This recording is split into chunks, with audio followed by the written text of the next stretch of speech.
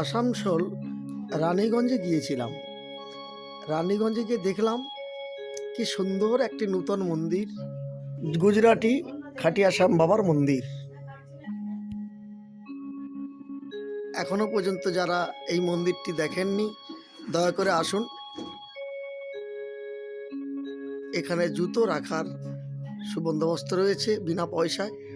এদিকে চলে যাচ্ছে আসানসোল, আর এদিকটা আপনার দেখুন, এদিকে চলে যাচ্ছে বাঁকুড়া। ঠিক বড় সড়কের কাছে দেখুন আপনারা শ্যাম মন্দির।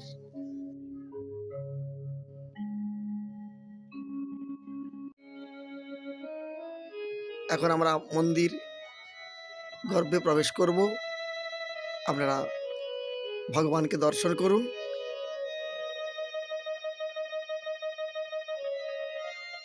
আমরা উপরে উঠে এসেছি।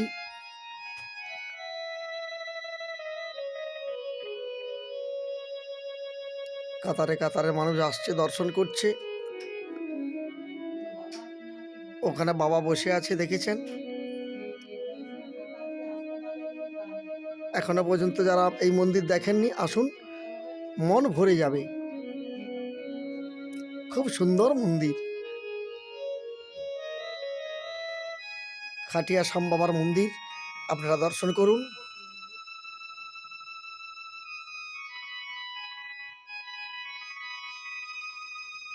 এখানে পণ্ডিতজি বসে আছেন। অগণিত ভক্ত মন্দিরের উপরে উঠছেন, দর্শন করছেন।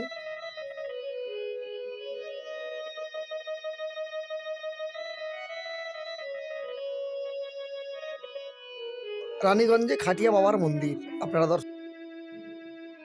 যারা এখনো পর্যন্ত আসেননি, আসুন, এখানে দেখে যান, খুব ভালো লাগবে।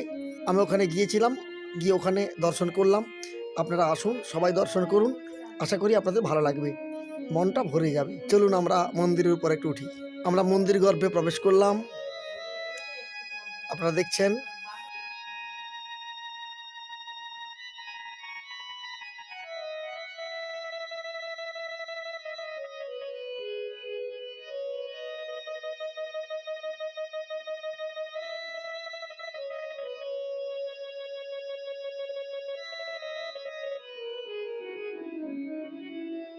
এখানে একটু হাত মুখ ধুয়ে আপনারা ভেতরে প্রবেশ করবেন।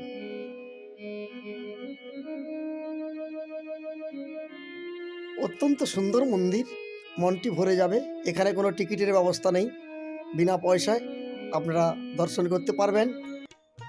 এখনো পর্যন্ত এই মন্দির যারা দর্শন করেননি, রানীগঞ্জের শহরের উপরে কি সুন্দর একটা মন্দির,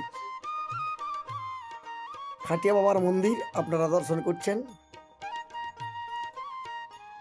বিনা পয়সায় এখানে জুতা রাখতে পারবেন, কোনো অসুবিধা নেই। যদি মন্দিরটি ভালো লেগে থাকে, লাইক, শেয়ার, কমেন্ট, একটি সাবস্ক্রাইবার করবেন। এটা মন্দিরের বাইরে।